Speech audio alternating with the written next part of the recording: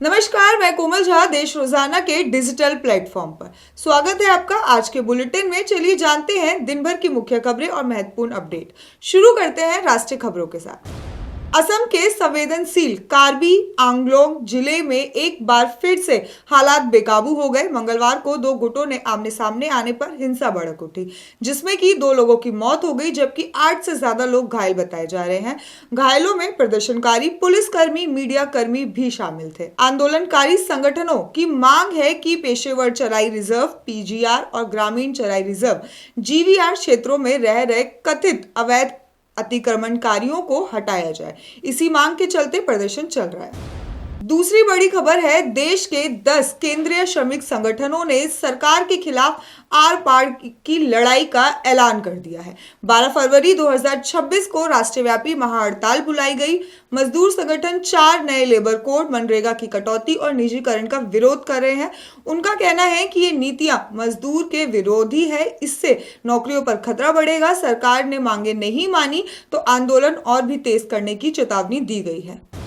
इसरो ने एक बार फिर इतिहास रच दिया। 24 दिसंबर 2025 को भारत के सबसे शक्तिशाली रॉकेट LVM-3M6 ने अमेरिका के संचार उपग्रह ब्लू बर्ड ब्लॉक 2 के सफलतापूर्ण कक्ष में स्थापित कर दिया गया। ये मिशन इसरो और अमेरिकी कंपनी AST स्पेस मोबाइल की साझेदारी का नतीजा है। दिल्ली पुलिस के क्राइम ब्रांच अंतर्राष्ट्रीय गिरोह का पर्दाफाश किया, जो कि एक्सपायरी और नकली फूड प्रोडक्ट्स को ताजा बनाकर बेच रहा था। सदर बाजार और फैजगंज इलाके में 43 किलो ठोस खाद्य पदार्थ और 14,000 लीटर ड्रिंक्स जब्त किए गए। इसमें से ओरियो, नुटेला, स्टारबक्स, प्रिंगल्स जैसे 100 से ज्यादा ब्रांड शामिल थे। गिरोह तारीख मिटाकर फर्जी लेबल और बैच नंबर लगाकर माल बेचता था। तिरुवनंतपुरम के अथुमुरी हॉल्ट स्टेशन के पास रेल पटरी पर पड़ा एक ऑटो रिक्शा देखकर वंदे भारत एक्सप्रेस का बड़ा हादसा टल गया। लोको पायलट ने तुरंत इमरजेंसी ब्रेक लगाकर ट्रेन को रोका। ऑटो रिक्शा खाली और लावारिस पाया गया। जयपुर के शास्त्री नगर में एक दिल दहला देने वाली घटना हुई। 36 वर्षीय जितेंद्र सिंह ने पैसे के विवाद में अपनी महिला मित्र बबीता शर्मा की बेरहमी से हत्या कर दी। शव को उसने कई परतों में पैक करके पड़ोस के खाली मकान में फेंक दिया। पुलिस ने डॉग स्क्वाड की मदद से महज 4 घंटे में केस को सुलझा लिया। तेलंगाना एंटी करप्शन ब्यूरो ने महबूब नगर के deputy transport commissioner mood Kishan को के खिलाफ आय में कई अधिक संपत्ति रखने का आरोप में 11 ठिकानों पर छापेमारी करी, जिसमें कि 12 करोड़ 72 लाख रुपए की दस्तावेजी संपत्ति जब्त, जमीन और व्यवसायी निवासों और वास्तविक बाजार मूल्य 100 करोड़ रुपए से भी अधिक आंका गया है। आइए अब नजर डालते हैं हरियाणा से जुड़ी खास खबरों पर।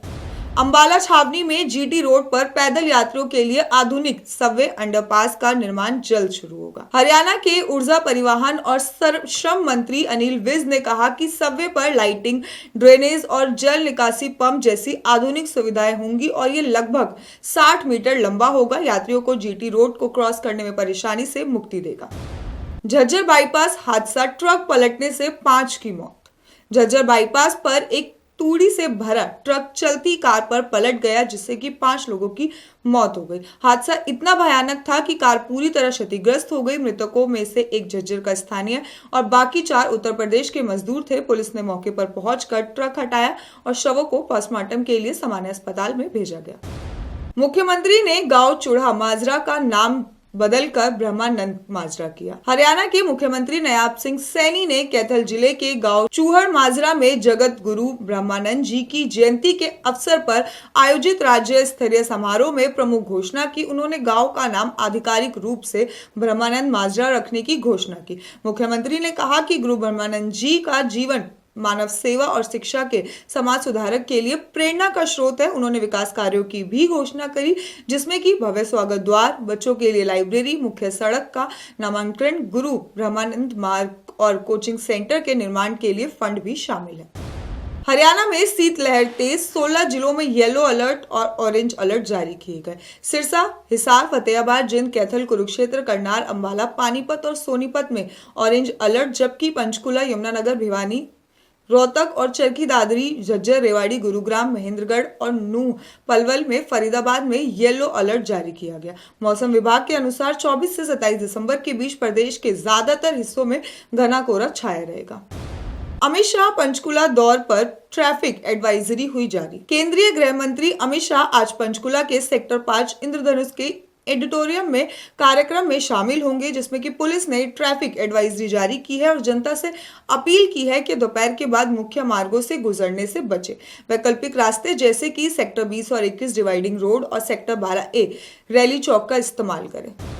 कांग्रेस विधायक मामन खान ने हाई कोर्ट की सुरक्षा बढ़ाने की मांग। नूंह के फिरोजपुर झिरका से कांग्रेस विधायक मामन खान ने अपनी जान पर लगातार खतरे का हवाला देते हुए पंजाब और हरियाणा हाई कोर्ट से याचिका दायर की। उन्होंने Z या फिर Z+ सुरक्षा देने की मांग की है। याचिका में कुख्यात गैंगस्टर से खतरे का भी जिक्र किया गया। पीएम फसल बीमा योजना के तहत 116 करोड़ रुपए किसानों को नहीं मिले। हरियाणा के 13 जिलों के किसान ने 116 करोड़ रुपए प्रधानमंत्री फसल बीमा योजना के तहत बीमा कंपनियों में फंसे हुए हैं। 3 साल से फसल नुकसान का क्लेम करने के बावजूद कंपनियां भुगतान नहीं कर रही है। सबसे अधिक प्रभावित जिले में भिवानी, सिरसा, नूंह और चरखी दादरी शामिल है। Haryana Samalkha anti narcotics cell में रिश्वत का खुलासा, 3 पुलिसकर्मी फरार हुए। Panipat Karnal anti corruption bureau ने समालखा में तैनात एक ASI और 2 हेड कांस्टेबल की 12 लाख रुपए की रिश्वत लेने की योजना का भांडाफोड़ किया। कार्रवाई के दौरान 1 लाख रुपए बरामद हुए, जबकि 3 आरोपी मौके से फरार हो गए। तीनों के खिलाफ मामला दर्ज कर उनकी गिरफ्तारी के लिए छापेमारी तेज कर दी गई है। अनुबंधन कर्मचारियों के लिए सेवा सुरक्षा पोर्टल 25 दिसंबर से शुरू होगा। हरियाणा सरकार ने अनुबंध कर्मचारियों की सेवा सुरक्षा का लाभ देने के लिए पोर्टल शुरू करने की तैयारी शुरू कर ली है, जिसमें कि यह पोर्टल 25 दिसंबर सुशासन दिवस के मौके पर लॉन्च कर दिया जाएगा। अब सभी मामलों का निपटान केवल ऑनलाइन किया जाएगा, ऑफलाइन आवेदन मान्य नहीं होंगे। अनुबंध कर्मचारियों को 31 जनवरी 2026 तक पंजीकरण कर आवश्यक अपलोड करने होंगे, जबकि सेवा रिकॉर्ड सत्यापन 28 फरवरी तक पूरा किया जाएगा। पलवल, हिमाचल से गोवा जा रही 4 किलो चरस बरामद, तस्कर गिरफ्तार। पलवल जिले के CAI टीम ने कैंप एक्सप्रेसवे पर गुप्त सूचना के आधार पर हिमाचल प्रदेश से गोवा ले जाई गई 4 किलो चरस बरामद की। आरोपी सुनील राणा 16 लाख रुपए की कीमत की चरस और गाड़ी के साथ गिरफ्तार किया गया। DSP क्राइम अनिल कुमार ने बताया कि ये खेप न्यू ईयर के मौके पर गोवा में सप्लाई की जानी थी। पुलिस ने समय रहते तस्करी को नाकाम कर दिया। चलते हैं अब अंतर्राष्ट्रीय खबरों की ओर। बांग्लादेश में छात्र नेता उस्मान हादी की मौत के बाद व्यापक हिंसा और विरोध प्रदर्शन। परिवार और इंकलाब मंच से अंतरिम सरकार चुनाव प्रक्रिया में बाधा डालने और हत्या की साजिश का आरोप लगाया। पाकिस्तान के बलूचिस्तान में आतंकियों ने जाफर एक्सप्रेस के मुख्य रेलवे ट्रैक पर IED से हमला किया। विस्फोट से ट्रक क्षतिग्रस्त, ट्रेन को समय रहते रोका गया, यात्रियों की जान बची, अन्य बम निष्क्रिय किए। लगातार हमलों से रेल सुरक्षा और आंतरिक सुरक्षा व्यवस्था पर सवाल उठ रहे हैं। अमेरिका में जेफरी एप्स्टीन सेक्स स्कैंडल फिर से चर्चे में। 30,000 पन्नों के नए दस्तावेज सार्वजनिक किए गए, जिसमें कि डोनाल्ड ट्रंप का भी नाम सामने आया। ट्रंप ने 1993 से लेकर 1996 में कम से कम 8 बार एप्स्टीन के निजी जेट से यात्रा की। रेप के आरोपी पर अभी कोई ठोस सबूत नहीं मिला है। गिहिसलेन मैक्सवेल की कई फ्लाइट्स में मौजूदगी दर्ज हुई।